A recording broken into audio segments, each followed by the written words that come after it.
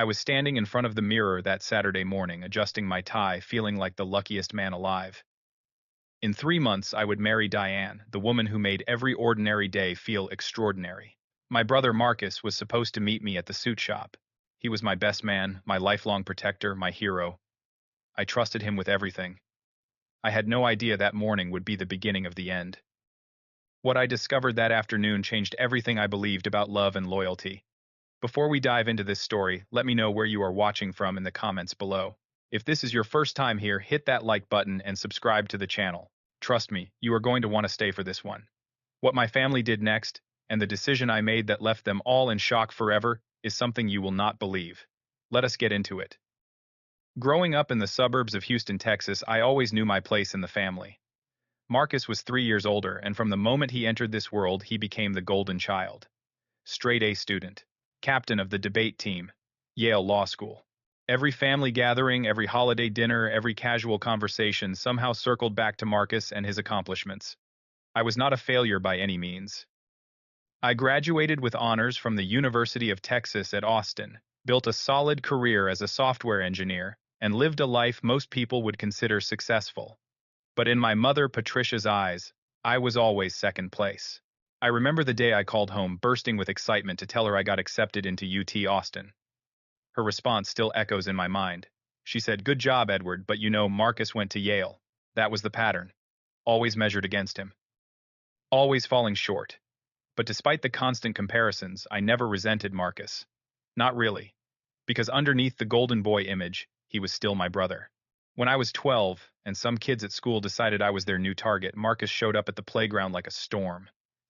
Those bullies never looked at me the wrong way again. He taught me how to throw a football, how to talk to girls, how to stand up for myself. In my eyes, he was everything an older brother should be.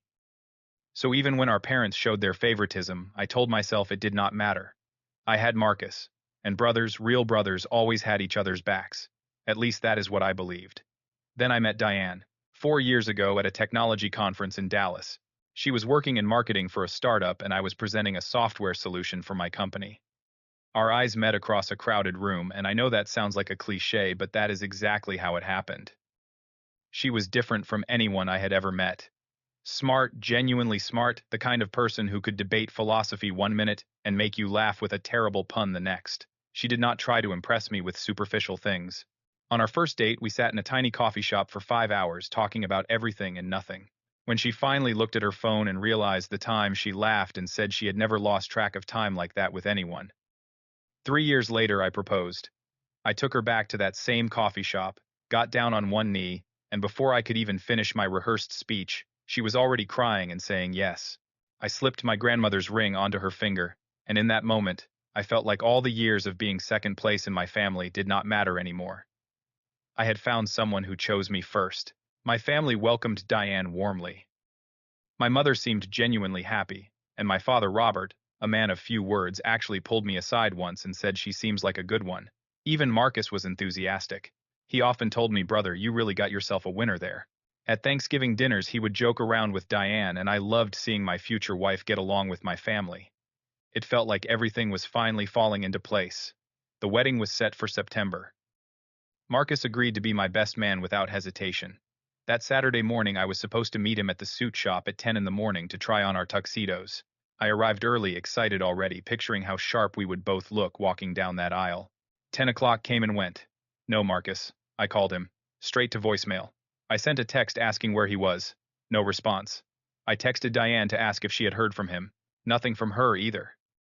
Strange, I thought, but I did not panic. Maybe they both had their phones on silent. Maybe Marcus got caught up in traffic. I tried on my tuxedo alone, looking at myself in the mirror, imagining the moment I would see Diane walking toward me in her white dress. After an hour of waiting, I decided to surprise her.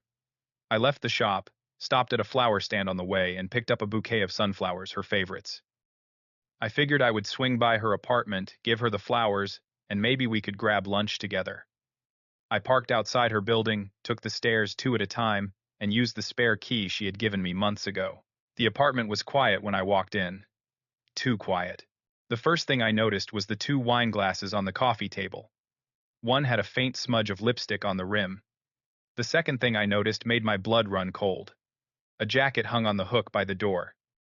A brown leather jacket with a small tear on the left sleeve. I knew that jacket. I had given it to Marcus for his birthday last year. My hands started trembling. My heart pounded so hard I could hear it in my ears. I walked slowly toward the bedroom, each step feeling like I was wading through concrete. The door was slightly open. I pushed it, and my entire world collapsed. Marcus and Diane, in bed, together. For a moment, time stopped. I could not breathe, could not speak, could not even think. Diane screamed when she saw me pulling the sheets up to cover herself.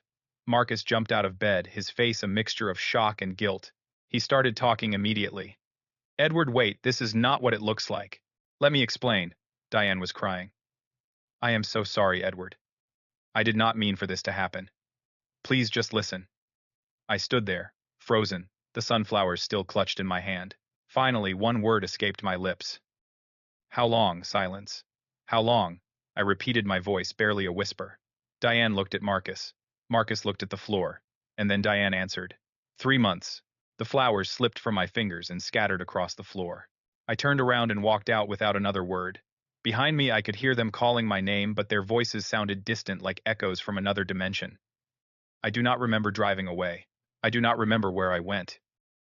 The next thing I knew, I was parked at Galveston Beach staring at the waves crashing against the shore. It was past midnight. My phone showed 47 missed calls from Marcus, 32 from Diane. I did not answer any of them. I sat in that car until sunrise, watching the water, feeling absolutely nothing.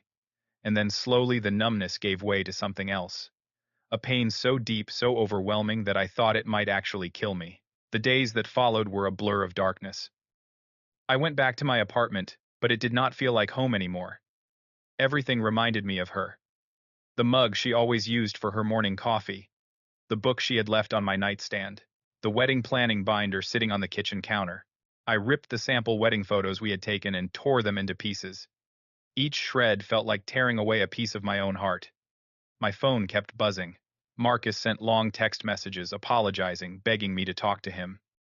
Diane left voicemails where she sobbed and pleaded for another chance. I deleted every single one without reading or listening. The only person I called was Derek, my best friend since college.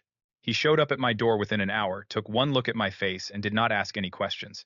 He just sat beside me on the couch, cracked open 2 beers, and let the silence do its work. Finally, he said something I will never forget. Whatever you decide to do, brother, I am with you. 100%. 3 days later, my mother called. Her voice had a strange edge to it, a forced calmness that I recognized from childhood. It was the voice she used when she was about to deliver bad news or demand something. Edward, she said, we need to talk. Come to the house.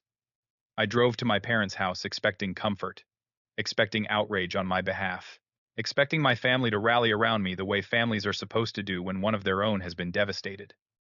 What I walked into was something else entirely. The whole family was there. My father sat in his usual armchair staring at the floor. Natalie, my younger sister, was perched on the edge of the couch looking uncomfortable. And Marcus sat in the corner, his eyes red and swollen, the picture of remorse. My mother stood in the center of the room like a general preparing for battle. She gestured for me to sit down. We know what happened, she began, and we need to discuss this as a family. I waited for the words of support, the condemnation of what Marcus had done, the maternal fury on my behalf. Instead, she said, Marcus made a mistake, but he is your brother.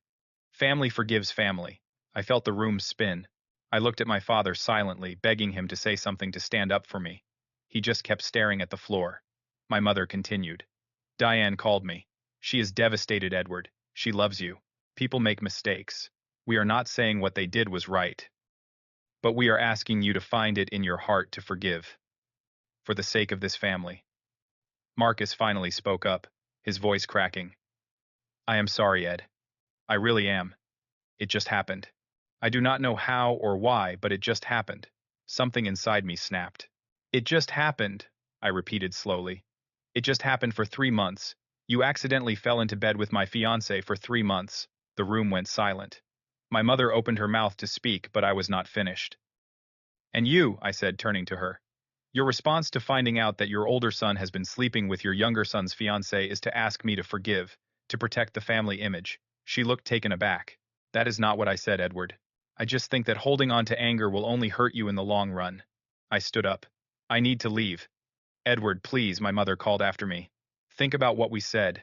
Blood is thicker than water. I walked out without responding. But that was not the end of it. Over the following weeks, the pressure mounted from every direction. My mother called daily, repeating the same phrases like a broken record. Family forgives. Let go of the anger. Be the bigger man. Marcus sent long emails recounting our childhood memories, trying to remind me of the bond we shared.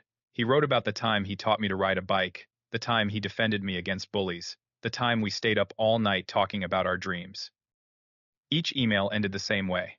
I am still your brother. Please do not shut me out. Diane's messages were equally relentless. She texted constantly, swinging between desperate apologies and declarations of love. Give me one more chance. I will spend the rest of my life making it up to you. You are the only one I want. Even extended family got involved. Aunts and uncles I barely spoke to suddenly started calling with their opinions. Your mother is very upset, they would say. Can you not just consider forgiving them? For her sake, I felt like I was losing my mind. The people who should have been protecting me were the ones pressuring me to reconcile with the people who had destroyed my life.